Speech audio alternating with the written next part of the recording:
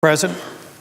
Senator from North Carolina. Thank you, Mr. President. I want to thank my colleague and friend from the great state of Georgia and taking a leadership position and really pointing to the dysfunction, the problems that's going on here. Now, Senator Perdue is, I guess you're actually a 2-year-old politician, aren't you? I shouldn't be talking to him. I'm sorry, Mr. President. Senator Perdue is about 2 years old. He spent all of his time in business. He spent time in business where you didn't keep your job if you couldn't balance your budget. You didn't keep your job if you couldn't make the difficult decisions every year to year, make payroll, make strategic investments, do the kinds of things that good business leaders do. That's all he's done all of his life. And now he's found himself in the U.S. Senate where that's almost the exact opposite of what we do. We've just had to pass a continuing resolution today for a few weeks because we can't come to terms on long-term spending measures. Over a dozen bills passed out of appropriations with strong bipartisan support within the constraints of the bipartisan budget, and now we can't get them passed. Why is that a problem? Because when you have the world's largest and most complex entity that's ever existed that can't figure out how much money it's going to spend or commit on more than about a 12-month cycle and sometimes only a few months, how on earth can you save money and make long-term investments? How on earth? We were in a committee hearing yesterday where we heard right now it takes an average of 15 years from the concept of a new satellite to the time that we're launching it in space. Well, how on earth can you make those long-term investments when you can't even be clear that you're going to spend the money but every 12 months? This is a threat to our national security. This is a threat to our economic security. This is a threat to the security of every man and woman in the United States because they can't rely on a government that will provide businesses or individuals with any kind of certainty whatsoever.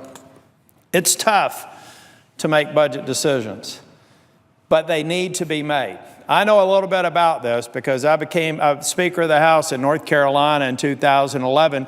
We had a budget crisis. We had a $2.5 billion debt and 6 months to solve it. And unlike the federal government, where you can run up a deficit, every year, run up a debt that's now almost $20 trillion, most states, with the exception of maybe one or two, have a constitutional obligation to balance their budget. So we did. And what was the result of providing that long-term certainty? Living within our means, actually having a transparent and decisive budget process.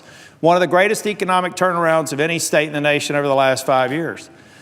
Being decisive, making the tough decisions accrues a benefit to the business community. It accrues a benefit to every man and woman who lives in the United States. And actually, it settles the global economic conditions more than what most people will know. At the end of the day, let's start doing our job. Let's not just create a budget like we did, a bipartisan budget, set it on the shelf, then pass several appropriations bills and kill them on the floor. That's what's going on here, and I think my freshman colleagues think that it's time. There's a lot of people who want to put posters up here, do your job.